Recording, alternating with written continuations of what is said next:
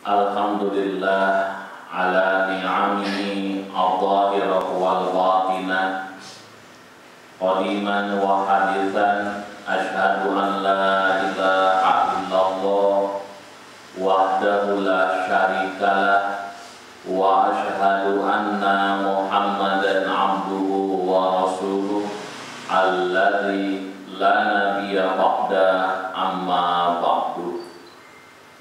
Hadirin ikhwatul iman rahimakumullah. Insyaallah pada kesempatan kali ini kita akan coba membahas mengenai belajar dari Nabi Ibrahim alaihissalam. Maka tema tersebut nanti akan dibagi menjadi dua. Yang pertama aspek sejarah dan yang kedua adalah aspek fikih ibadatnya seperti apa. Sebagaimana telah kita maklumi bersama, kita sering mendengar istilah kurban. Maka hal pertama yang tergambar dalam pikiran kita, kurban itu tiada lain adalah menyembelih. Maka perlu ditegaskan, kurban itu bukan menyembelih, tetapi di antara wujud kurban ada yang berupa penyembelihan. Karena arti pokok dari kurban tiada lain adalah mendekatkan diri kepada Allah Subhanahu wa Ta'ala. Sehingga ketika kita sholat asar di masjid maupun di rumah itu kurban bukan? Kurban. Ketika kita bersedekah kurban bukan? Kurban. Ketika kita membaca Al-Quran, apakah kurban? Bukan. Kurban. Yang seperti itu disebut dengan kurban karena arti pokok kurban itu adalah mendekatkan diri kepada Allah Subhanahu wa Ta'ala. Maka dalam rangka mendekatkan diri kepada Allah, kita ada di antara caranya yaitu dengan menyembelih binatang sembelihan. Maka pelaksanaan penyembelihan pada tanggal 10 Zulhijjah untuk orang yang tidak melaksanakan haji nanti disebutnya itu udhiyah. Dan untuk orang yang melaksanakan haji namanya al-hadyu. Maka proses udhiyah, al-hadyu atau secara umum disebut dengan nahar, yaitu penyembelihan. Hal ini tidak akan terlepas dari apa yang teralami oleh Nabi Ibrahim alaihissalam. Kita tahu di dalam Al-Quran diterangkan bahwasanya Nabi Ibrahim ini berdakwah siang malam, tetapi yang beriman dan percaya pada Nabi Ibrahim bisa dikatakan minim sekali. Satu hal yang ironis, keluarga dan kaum Nabi Ibrahim alaihissalam, mereka itu bagaimana melemparkan Nabi Ibrahim ke dalam api. Maka ketika mereka membakar Nabi Ibrahim, Ibrahim dilemparkan ke dalam api. Nabi Ibrahim hanya berdoa, hasbunallah wa ni'mal wakil. Cukup bagi kami Allah dan sebaik-baiknya penolong. ada hal yang mendasar. Ketika Nabi Ibrahim alaihissalam dilemparkan ke dalam api, lalu ternyata Ibrahim berdoa dan Allah mengijabah doanya dengan ungkapan ya naru kuni bardan wassalaman ala Ibrahim.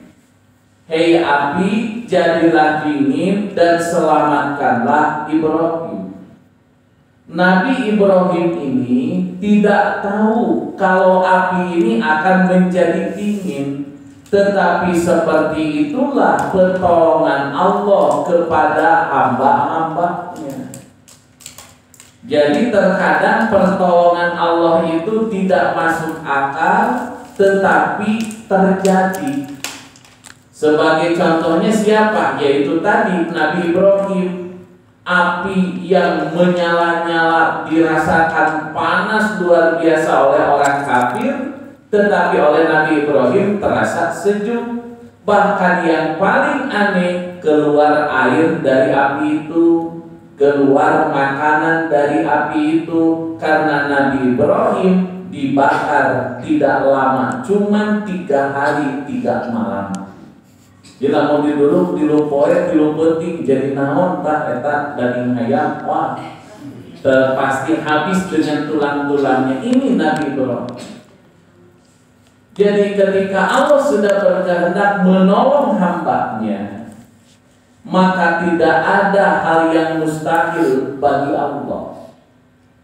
Hanya di sana kalau kita kaji, ternyata akan terkuak satu rahasia besar. Kenapa Allah Subhanahu wa ta'ala mau menolong Nabi Ibrahim?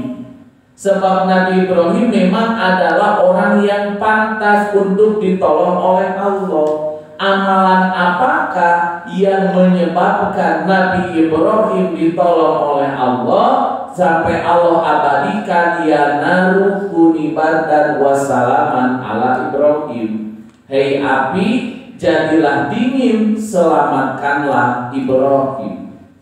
Tapi itu bukan menjadi doa mekuat diduruk. Jadi cenah mekuat diduruk baca wahyana rukuni bardan wassalaman ala Ibrahim. Baca itu 1000 kali mau kaduruk. Kenapa? Karena bukan Allah yang berfirmannya eta membahas Al-Qur'an. Nah, Nabi ringkaskan rahasia besar ini dengan sabdanya yang pendek. Ta'arraf ilaihi firraha ya'rifka bisyiddah. Kenalilah Allah olehmu ketika engkau sedang berada di dalam kesenangan, niscaya Allah akan ingat kepadamu ketika engkau sedang berada dalam kesulitan. Jadi kalau kita ingat pada Allah ketika kita mendapatkan kesulitan, ini mah hal yang biasa. Dari kasahadei urang muntang iwal tika Gusti Allah. Tetapi ketika kita ingat kepada Allah jauh lebih baik lagi ketika apa? Ketika kita senang, maka Allah Subhanahu wa ta'ala akan memberikan pahala, memberikan balasan ya'rifka bisyiddah. Maka Allah akan ingat kepadamu ketika engkau sedang berada di dalam kesulitan. Jadi karena kita ingat kepada Allah dalam keadaan senang, bahagia, Allah akan ingat pada kita ketika kita sedang berada dalam kesulitan. Dan baru tergambar oleh kita nungarana ujian teh lamun kasusah kumpul. Nah cenah wajah menimurang durja kitunya ya teh nuju seueur karamat, nuju seueur ujian. Ari keur artos ujian sanes. Ujian eta hanya Allah tegaskan wa balawnahum bil hasanati wasayyi'at, dan kami uji mereka dengan kebaikan dan keburukan. Jadi Nabi Ibrahim ditolong oleh Allah sebab Ibrahim pribadi yang ingat pada Allah ketika senang, dan Allah akan ingat kepada Nabi Ibrahim ketika beliau sedang berada dalam kesulitan. Nah, lalu melihat tidak wafatnya Ibrahim dibakar, harusnya tercerahkan pikiran manusia itu dan meyakini kalau Ibrahim ini benar Nabiullah. Tapi yang terjadi tiada lain adalah kekufuran, penolakan mereka pada Nabi Ibrahim semakin menjadi-jadi. Sampailah Nabi Ibrahim diusir oleh keluarga dan kaumnya. Makanya Allah Subhanahu wa taala menerangkan kisah Ibrahim ini dengan ungkapan wa qala inni dzahibun ila rabbi sayahdini, dan aku akan pergi kepada Tuhanku dan Dia akan memberikan petunjuk kepadaku. Dalam artian Nabi Ibrahim alaihissalam dari Mesopotamia diusir dan diperintahkan hijrah ke daerah Palestina. Maka ketika proses inilah lirih Ibrahim kepada Tuhannya. Ibrahim berkata, Rabbi habli minas sholihin. Ya Allah, anugerahkanlah kepadaku keturunan yang soleh. Dalam tafsir Ibnu Katsir juz 7 halaman 20, di sana dikatakan yang dimaksud Rabbi habli minas sholihin itu tiada lain adalah auladan muti'ina iwadon an qaumihi wa ashiratihi allati baraqahum, yaitu anak-anak yang taat sebagai ganti dari keluarga dan kaum yang Ibrahim berpisah dari mereka. Terlebih kekhawatiran Nabi Ibrahim alaihi salam terhadap apa? Kesinambungan risalah Allah Subhanahu wa ta'ala. Maka Nabi Ibrahim berdoa, Rabbi habli minas sholihin. Lalu Allah Subhanahu wa ta'ala tegaskan, fabasyarnahu bigulamin halimin. Maka kami gembirakan Ibrahim dengan seorang anak yang halim. Halim itu artinya adalah yang sangat penyabar. Kalau seseorang penyabar dan tidaknya, dari mana kita tahu dia penyabar dan tidaknya? Jawabannya adalah ketika diuji. Maka tafsir dalam ulama tafsir syar'i mengatakan bigulamin halim, dengan seorang anak yang penyabar, ini adalah isyarat dari Allah Subhanahu wa ta'ala bahwa Ibrahim dengan keluarga akan mendapatkan ujian, yang ujian ini sebagai jawaban kalau benar anak yang diberi itu anak yang soleh. Nah, jadi isyarat pun nah Nabi Ibrahim ruas untuk pengen coba muka cida seurna ujian yang begitu berat luar biasa. Saya yakin Nabi Ibrahim itu paham betul dengan ungkapan fabasyarnahu bigulamin halimin. Seperti kita mau mengecek yang namanya emas ini bagus atau tidak, maka tentu harus dimasukkan ke dalam bara api. Nabi Ibrahim tahu betul sehingga beliau menambahkan diri, menguatkan diri terhadap ujian yang akan menderaknya. Betul saja Siti Hajar baru melahirkan. Beberapa saat ketika itu malamnya Nabi Ibrahim bermimpi untuk menyimpan anak istrinya di satu tempat, kata Quran min ghairi tizarin wala syarabin, satu tempat yang tandus yang tidak ada air sama sekali. Oleh karenanya dalam hadis riwayat Tabrani di sana dikatakan dari sahabat Abdullah bin Abbas, qala Rasulullah sallallahu alaihi wasallam ru'yal anbiya'i bil manami wahyun. Mimpinya para nabi itu merupakan wahyu.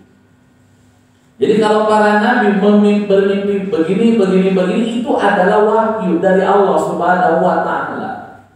Seperti pada satu ketika Nabi pernah mimpi lalu tidur dan tersenyum lebar ketika tidur itu melihat banyaknya orang Islam yang datang ke Mekah untuk haji dan umroh. Ini sebagai pertanda Futuh Mekah segera datang. Nah, lalu Nabi Ibrahim alaihissalam tanpa ragu, walaupun hati harus bercampur haru, kasihan, sayang, khawatir, tapi di satu sisi ini adalah perintah Allah. Nah, maka ketika itu tanpa ragu Nabi Ibrahim membawa anak dan istrinya, anak yang selama ini diidam-idamkannya dari Palestina dibawa ke Baka. Baka itu kalau kata orang Sunda artinya lengkong. Karena Mekah ini berada di lembah antara gunung-gunung, sehingga wajar kalau dulu yang namanya Ka'bah sering kebanjiran. Nah, oleh karena itu dibawalah istri dan anaknya ke Baka dari Palestina ke Mekah itu memakai unta dengan perjalanan. Para ahli tarikh mengatakan 9 bulan lamanya perjalanan dari Palestina ke Mekah. Sesampai di Mekah, disimpanlah anak istrinya, bekalnya disiapkan, mau pulang. Apakah Ibrahim menangis? Sedih. Karena anak yang selama ini diharapkan harus ditinggalkan di tempat yang tandus beserta istrinya. Siti Hajar berkata, mau kemana kau Ibrahim? Nabi Ibrahim diam, tidak menjawab. Walaupun hatinya merasa sedih, beliau menguatkan diri bahwasanya ini adalah perintah Allah. Lalu pas yang ketiga kali istrinya bertanya, Allahu amaraka bihadza? Apakah Allah yang memerintahkanmu melakukan ini? Jawab Ibrahim, bala, benar. Maka karena Allah sebagai Tuhan yang memerintahkan, Siti Hajar itu tahu betul suaminya ini adalah Nabi dan Tuhannya tidak mungkin mencelakakan. Jadi ketika satu perkara sudah Allah pilihkan, maka terimalah pilihan Allah itu yang terbaik. Kalau mesti pilih genumpang alusna, pilih solangan, bagaimana? Silakan. Oleh karena itu, Ibrahim pun pergi dari Baka, dari tempat itu.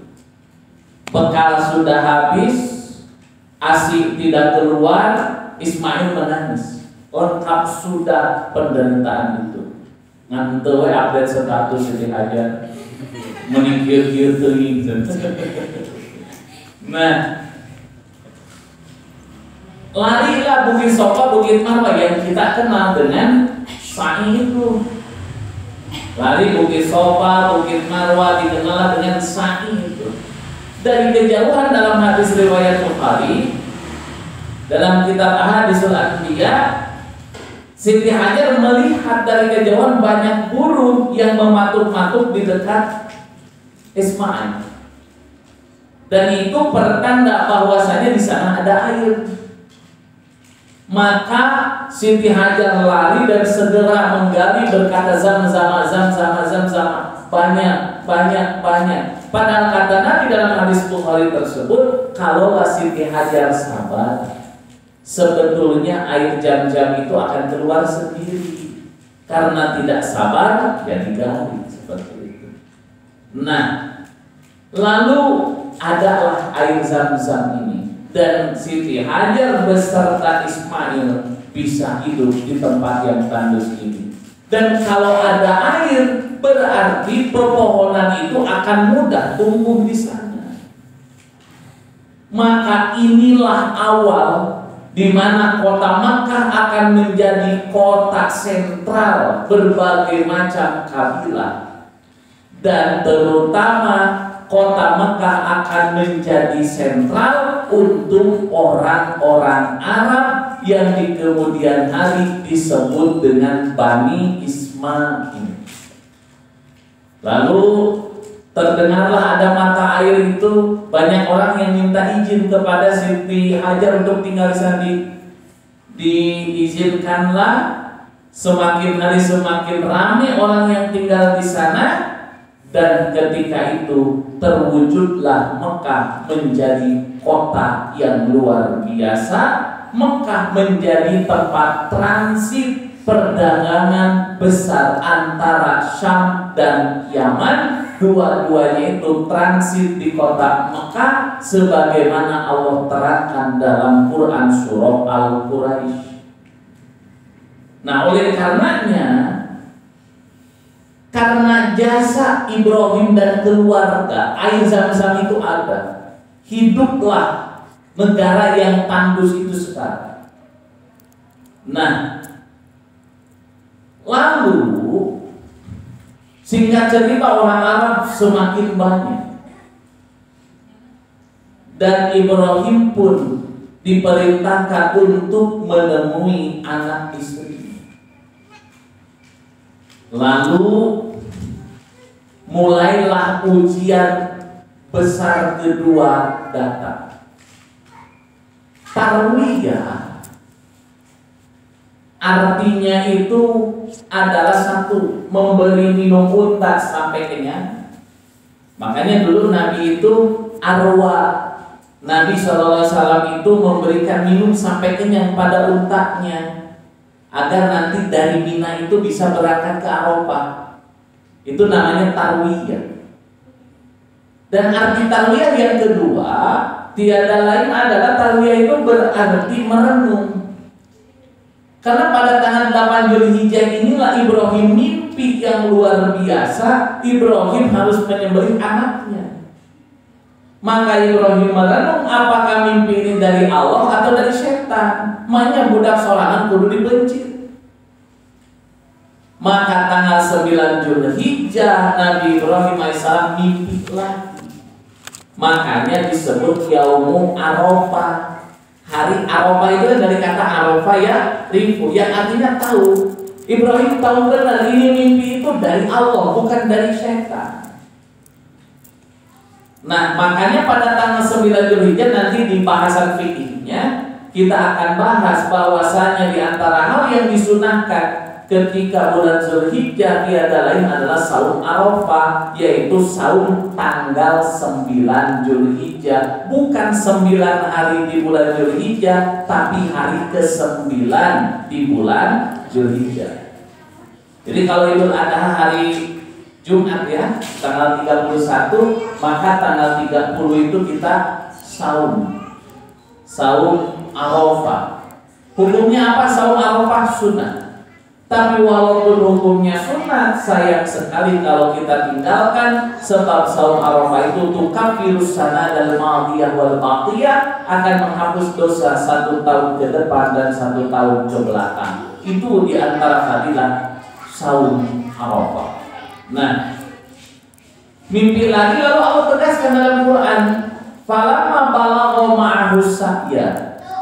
Tatkala Ismail sudah sampai pada usia dewasa, sudah cukup, maka Ibrahim berkata, ya bunayya inni ara bil manam anni atamuka pandur ma dataro. Anaki wengi teh bapa ngimpe, bapa kudu ngencit anjeun, ciku maha pendapat anjeun. Tileutik teu diurus, komo dibere jajan. Sekali pamit rek ngencit.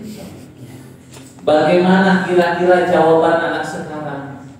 Bapak rek udah kayu namanya, ayo bapak teh karek ngeulin sana.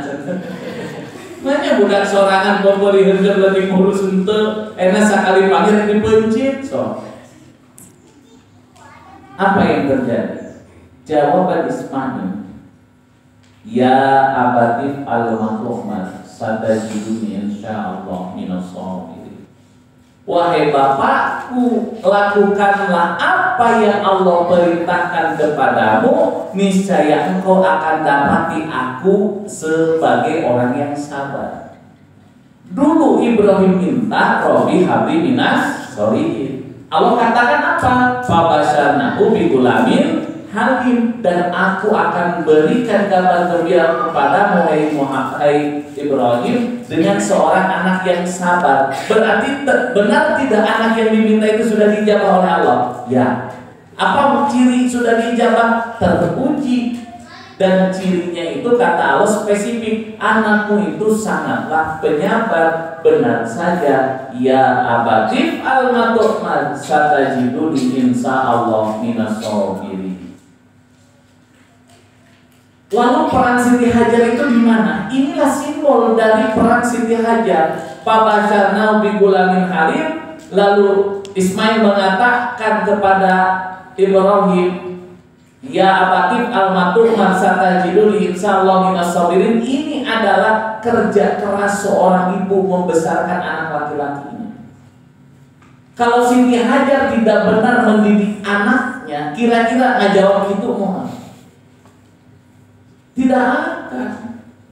Jadi keberhasilan pendidikan Siti Hajar terhadap putranya Ismail itu terlihat dari ungkapan Ismail, ya abatif al-matu'man satajiduni insyaallah minas sabirin. Ini Siti Hajar itu memberitahu siapa bapaknya itu. Bapaknya itu seorang nabi. Kalau seorang nabi mimpi itu wahyu. Jadi yang berperan utama dalam mensolehkan anak itu siapa? Selain bapak, seorang ibu peranannya yang paling tidak. Dan menjadi contoh biasanya itu. Lamun hiji istri nyarekan salaki nang hareupun budak, budakna bakal nyarekan bapakna persis siga indukna. Nah, kenapa? Karena yang dicontoh itu ibunya. Bukan Sufyan Ats-Tsauri jadi ahlul hadis itu dikarenakan ibunya yang mendidik. Bukankah Al-Bukhari menjadi seorang ulama hadis itu tidak lepas dari didikan ibunya?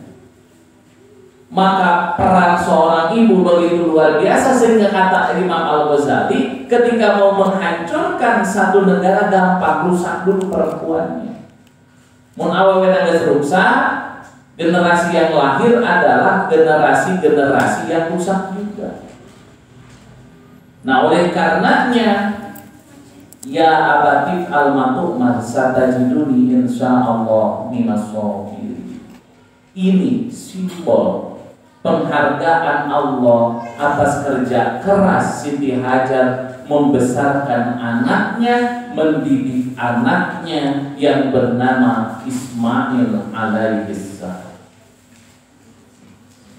Lalu Allah Subhanahu wa taala tegaskan begini, falamma aslama wa talahu lil jabin.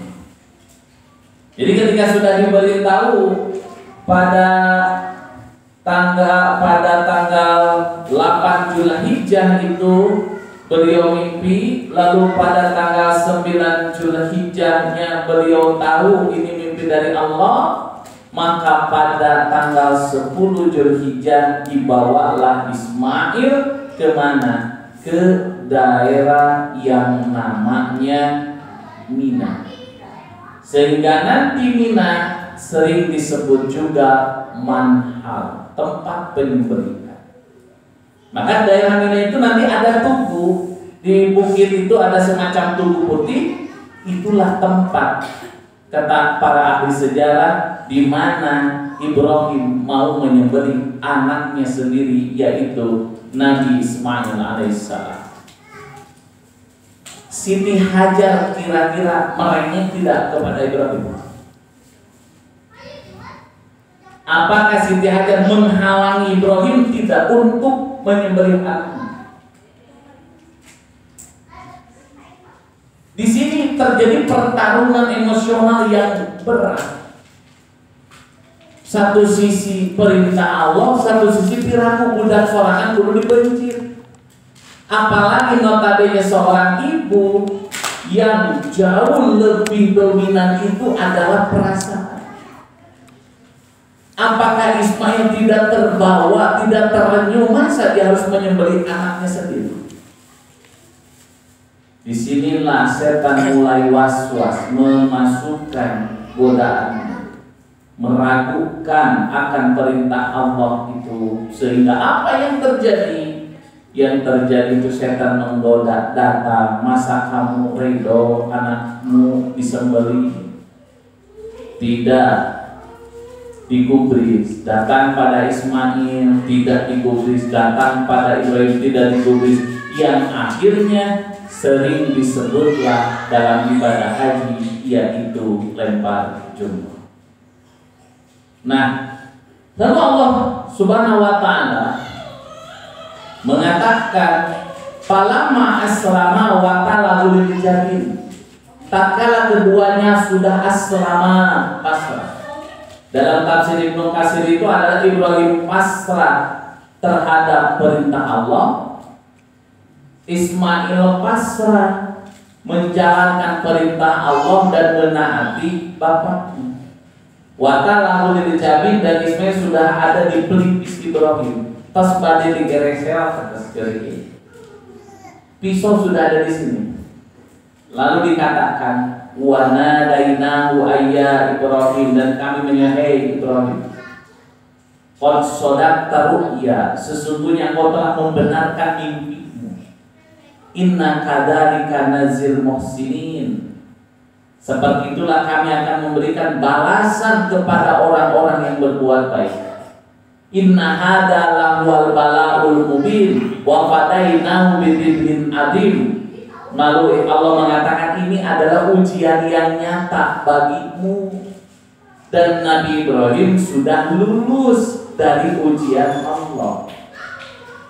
Nah, lalu wafadainahu bidzibhin azim, dan kami ganti Ismail itu dengan sembelihan yang besar.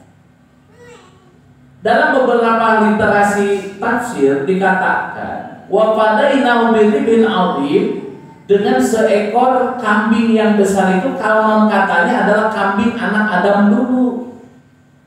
Kan antara Qabil dan Habil itu, yang satu berkurban dengan sayuran, yang satu dengan hewan ternak yang terbaik, dan disimpan di atas gunung. Mana yang dibawa oleh api dari langit, maka itu pertanda kurbannya diterima.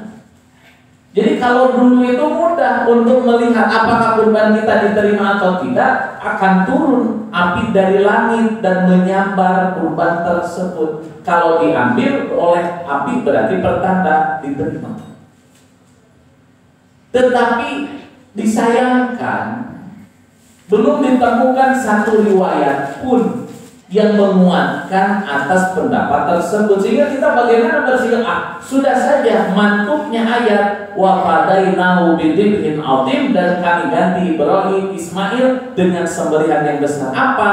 Pokoknya mah sembelihan. Eta domana nu saha nu iraha tok emutan kadinya, pokoknya mah diganti langsung oleh Allah Subhanahu wa ta'ala.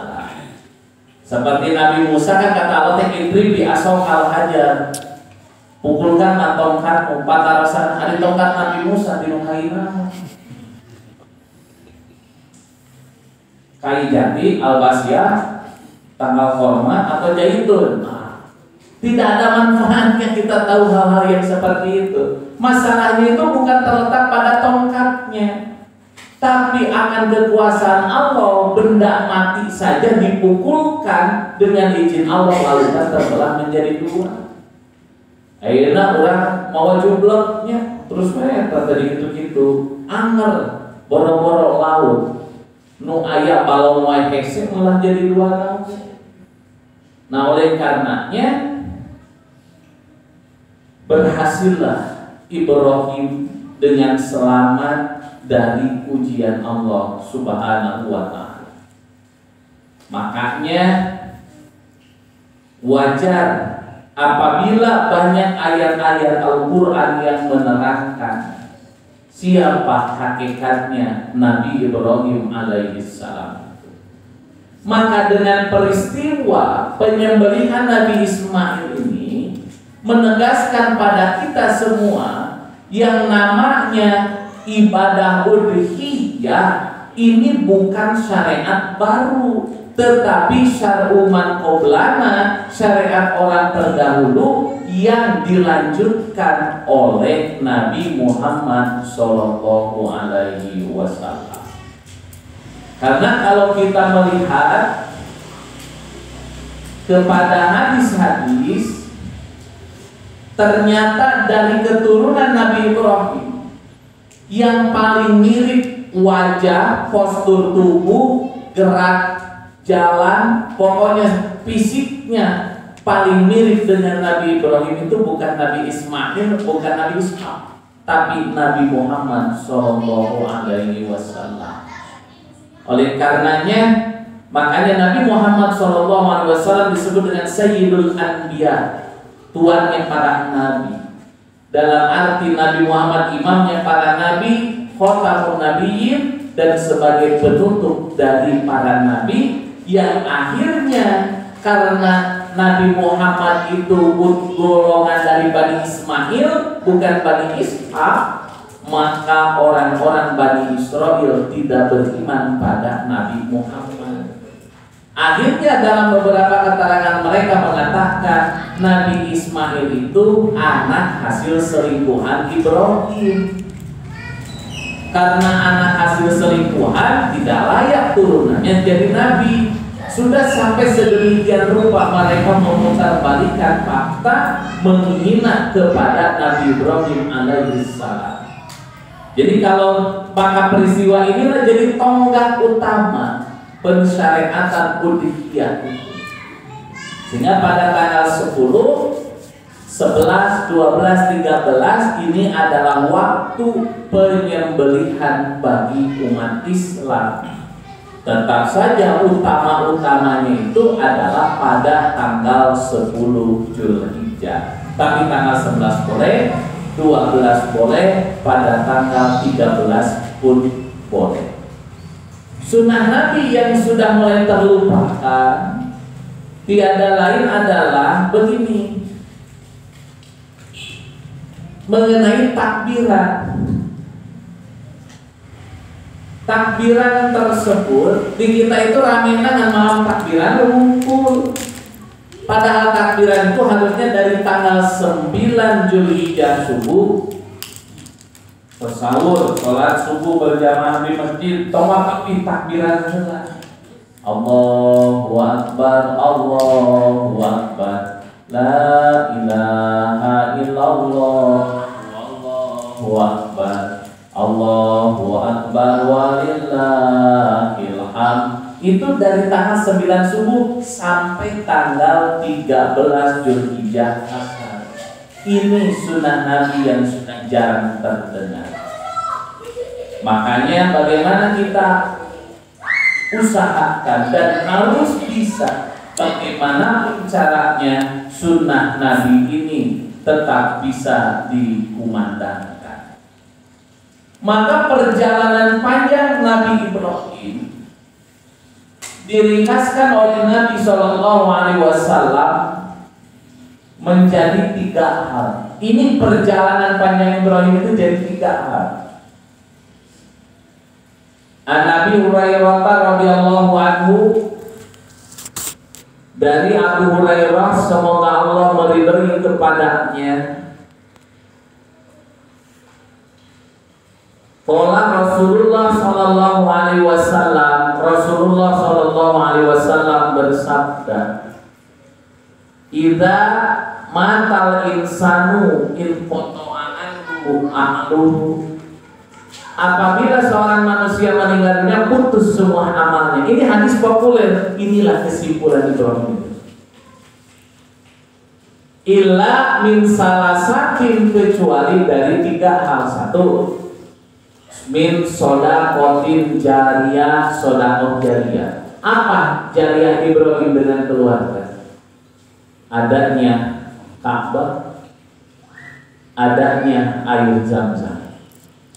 Jadi kalau kita ingin Dalam artian napaktilas mengikuti apa yang dilakukan Nabi Ibrahim. Nabi sudah sabdakan yang apa yang sudah kita siapkan. Kalau Ibrahim adanya Ka'bah dan adanya air Zam-Zam.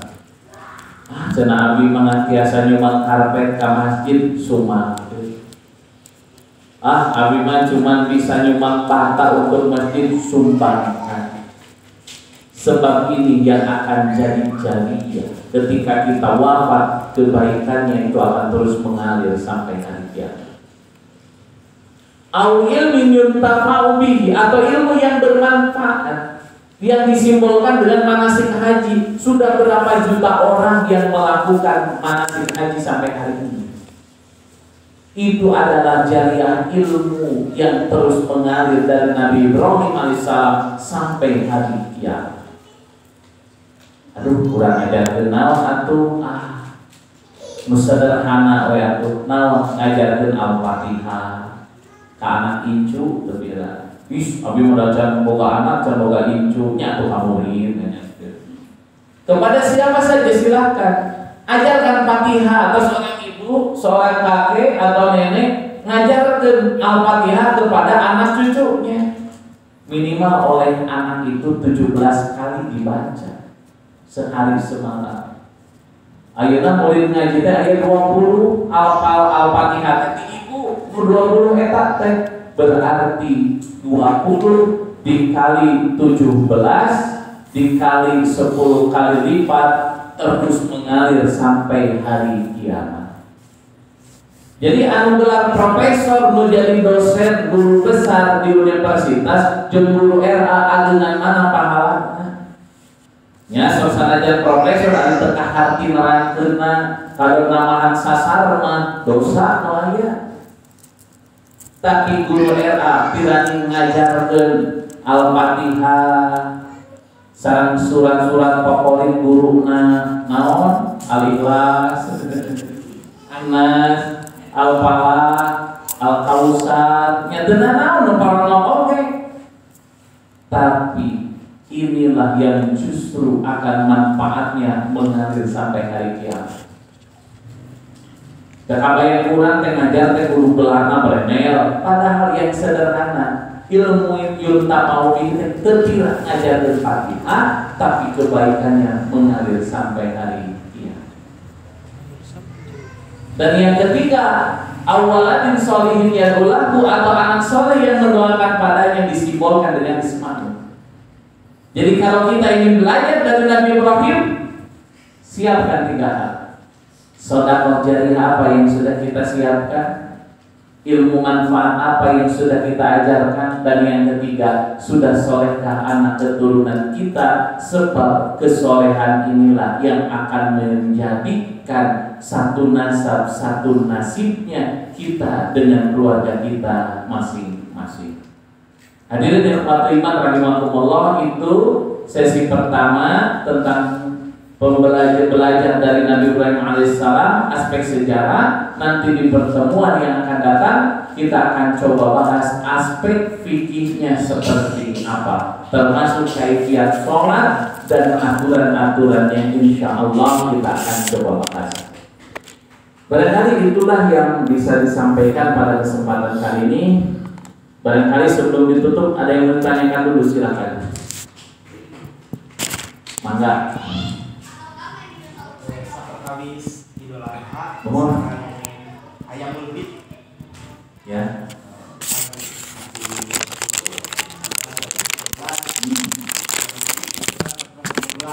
Ya. Nah ini sunahnya 14-15 atau dari 13 beserta. Baik.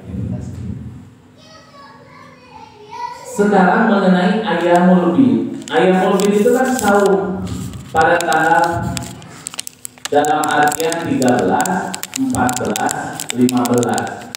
Maka pertanyaannya, kan Ayyamul Tasrik kita tidak boleh saum.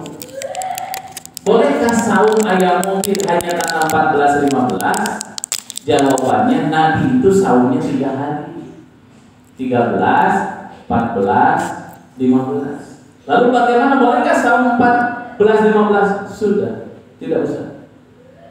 Kenapa? Nabi itu saum yang 13, 14, 15. Ayyamul bid. Saya belum mendapatkan dalil lebih rinci bahwasanya saum ayyamul bid itu boleh 1 hari. 13-na we bungkur. 14-na henteu, 15-na saum deui. Nah, karena ini ada rangkaian 13, 14, 15 dalam kaidah usul dikatakan la umuma fil kaifiyah, tidak ada umum dalam urusan kaifiyah. Berarti sudah tentu kalau begitu ayyamul bid itu harus 3 hari, 13, 14, 15. Itu barangkali bisa jadi yang pernah didapatkan keterangannya. Ada lagi? Bu, benar. Itu nabi ngadas pulang. Tidak ada. Oke, kita jadi kayak biru gitu. Jadi tinggal terus kedua lihat kaki untuno gitu. Mana sadari? Apakah sama seperti saum Tasyrik Ashura ketika misalnya tanggal 9 saum, tanggal 10-nya halangan. Nah, apakah atau sebaliknya tanggal 9-nya halangan, nah mau saum tanggal 10-nya Pak? Itu mah jelas, Pak Yasuma qablaha aw ba'daha. Itu kan ada dalil khusus. Cuman yang intinya adalah Asyura itu tanggal berapa? 10. Itu kan ada, kalau itu kan jelas ada dalilnya. Tapi kalau ayyamul bid, Nabi itu saum 13, 14, 15. Boleh tidak saum cuma 1 hari? Nah, saya belum menemukan dalil yang membolehkan saumnya cuma 1 hari. Karena Nabi mencontohkannya 3 hari. Ada lagi? Silahkan. Nanti kita coba bahas di kajian fikih itu yang menarik begini. Misalkan jamaah As'adah beli sapi di mana? Di Jawa. Harganya murah. Misalkan dengan harga 30 juta dapat bobot yang hampir 600 kilo misalkan. Misal 30 juta. Mudahi saudara ini sapinya. Ada masjid lain bobogoheun ka sapi eta. Misal lah kuati sok jadi 60 juta. Kayaknya itu dijual kayak misal itu jadi 2. Pengen otak bisnis lepas. Supaya cenah didogeun heula hadi itu kan kayak orang meser 2 begitu. Dalam-dalam mau dibayar 60 juta. Satu permasalahan. Yang kedua, fenomena menarik itu, bolehkah hukum menjadi pengepul daging kurban? Lantaran kita tukang bakso ya, punten pilihan micalan bakso. Nah, dan meser daging ke pasar mahal daging kurban sapi, khusus menerima daging kurban berupa daging sapi. Harga per kilo 10.000. Campur tulang jadi 11,5. Nah, ini orang menampung daging kurban. Bolehkah daging kurban diperjualbelikan? Sehingga nanti sekarang ada paham yang baru itu nanti kita bahas di kajian seri fikihnya. Kurban cukup dengan uang. Yang terlibat cenah bagikeun duitna. Dan yang penting mah takwana. Sampai ada orang yang ibadah uluhiyahnya itu tiada lain adalah cuma menyembelih seekor ayam. Nah, cenah hayang batu doa ente hayang Allah itu lan yanallahu luhumuha wa dima'uha. Dagingnya, darahnya tidak akan sampai pada Allah. Walakin yanaluhu taqwa minkum, nu bakal nebima taqwana. Dan asal abi mah tujuan dasarna katakwaan mencipu hayang oge teu nanaon. Nanti kita coba bahas seperti itu. Cuman untuk pertanyaan yang terakhir itu saya jawab waktu itu dengan ungkapan tak eta ciri takwa teh minimal doa ngaji walaupun hayang menyanu takwa beda dengan Allah. Nah, nanti kita coba bahas kajian fikih itu insyaallah di minggu ketiga berarti ya masih ada waktu 1 pertemuan lagi. Nanti kita bahas semuanya pendekatan fikih termasuk materi yang sekarang nanti pun insya Allah diberikan modul sekalian. Baik, ada pertanyaan? Tidak ada. Lahirna iraha. Oh, ada itu sangat takut. Jadi akikah itu hanya hari ke-7. Enak ikut siswa misalkan 45 can eka. Data ayah akikah kanggo urang kali nu yuswa 45 tahun. Akikah itu untuk anak yang usianya 7 hari. Jantan dinten ka-7 dipencit domana dan suratna domana dipencit. Dulu belum akikah, sekarang kurban. Apakah kurban dulu, akikah dulu? Perlu ditegaskan, sudah ibadah udhiyah saja menyembelih. Karena akikah yang mengatakan Nabi itu pernah akikah di usia 40 tahun, hadisnya palsu. Nanti kita coba bahas sekalian di materi fikih itu. Jadi akikah dulu, kurban dulu. Biasanya kalau pesan cenapun anak teh lahir teh pas poe 7 teh Idul Adha. Tuh, kurban bela akikah heula. Ari apes loba itu kadina. Nya eta mata nanyakeun oge cenah. Ieu teh pas-pasan. Kanggo kurban biasa, kanggo akikah mun ya mau kurban akikah teu. Upami akikah kurban eta mencit udian teu kumaha atuh. Kalau memang nanti posisinya seperti itu dan tidak memungkinkan secara finansial, misalnya upami langsung dua anak akikah dan udhiyah tahun payun oke aya deui.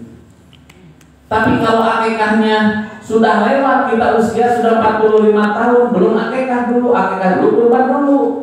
Kurban karena akikah itu hanya ketika usia anak 7 hari. 70 tahun sudah tidak berlaku. Umur anak 70 tahun sudah tidak berlaku.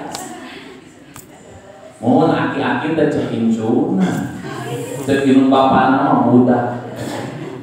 Tak kayak aki ayah nini yuswa 80 tahun atau diberi permen usaha kuhinungna, ibunya yuswa 120 tahun. Putrana 80 tahun di pasien permen tuh ibunya atokna itu. Nini teh cek incuna, cek ieu mah murang kali. Jadi kalau sudah lewat dari 7 hari sudah ibadah udhiyah saja menyembelih kanggo kurban. Karena tidak ada syariat akikah lebih dari hari itu. Mana Ibu? Ya, kalau tidak ada yang mau ditanyakan lagi, sudah saja kita cukupkan sekian. Mudah-mudahan ada manfaat. Rabbana atina fid dunya hasanah wa fil akhirati hasanah wa qina adzabannar.